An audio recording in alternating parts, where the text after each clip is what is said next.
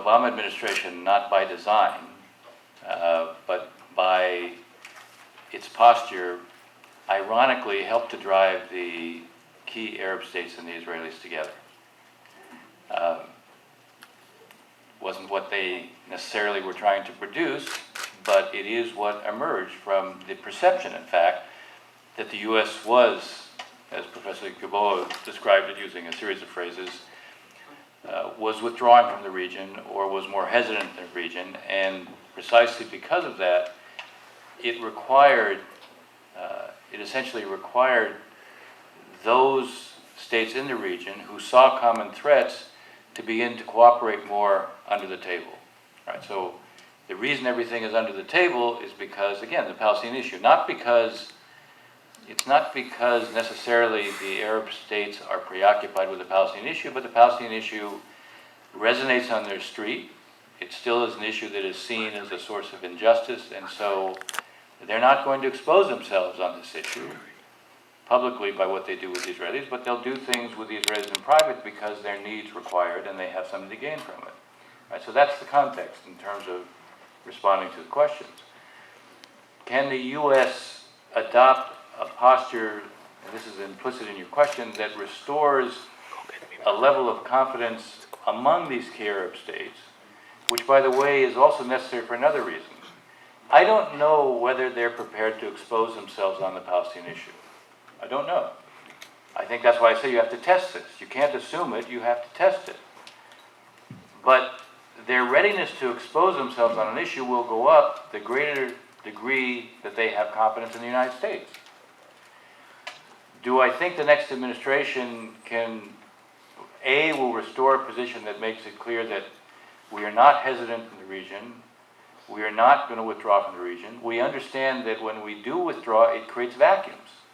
And the vacuums get filled by the worst forces. I think the next administration, depending upon who gets elected, There was an implicit assumption in well, my question. yeah, there is an implicit assumption in your question. I said earlier, look at the two candidates. I prefer to speak analytically and not politically. I'm highly subtle when I do so.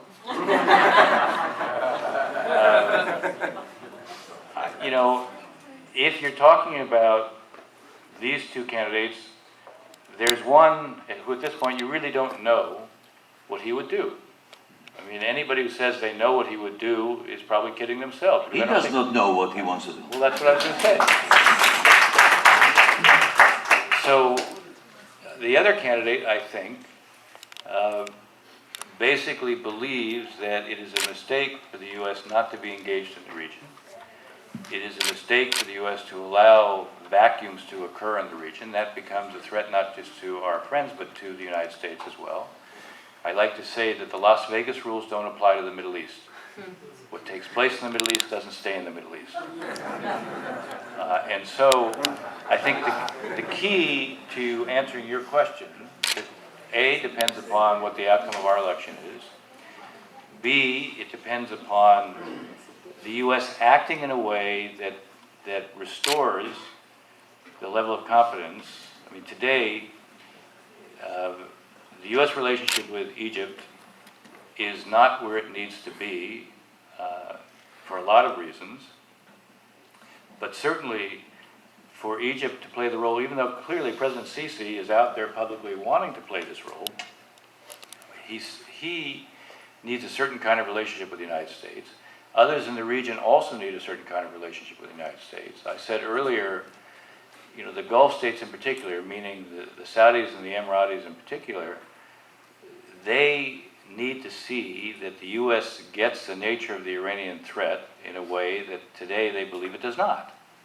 Now, one way to quickly prove that we do is to establish contingency planning with them to start to deal with what the Iranians are doing. The Iranians are using Shia militias basically as an instrument to weaken every Sunni government wherever those Shia militias happen to be. The more we would develop a set of options to counter that with them, the immediate signal it would send is that we get the nature of the threat. So we have to, that kind of is a first move that is required. And then we can begin to probe to see what's possible. It's interesting, Dana focused more on the Israeli side of what needs to be done in the context and what potentially can be done in the context of this new reality.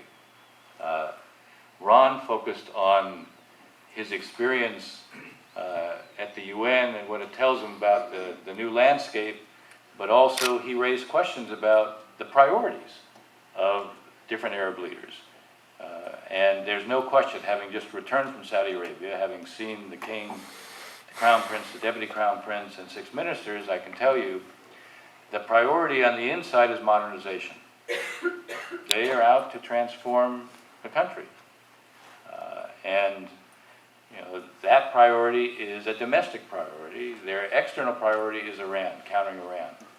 So where does this fit in those priorities? Unless this issue is seen as being relevant to those other priorities, it isn't that they would be against this. The question is, will they play this kind of a more prominent role? And a lot depends upon whether or not they think this issue is important enough to be able to do that. And again, you can argue that, well, we know they don't, but I prefer, rather than assuming, I prefer to test. So the long-winded answer to your very direct questions, I think it comes down to who gets elected here. I am confident that in the case of one candidate being elected, that you will see the U.S. begin to move to restore its position with its traditional friends in the region, and that will create more of a basis to test what may be possible in terms of creating this kind of new approach to the region.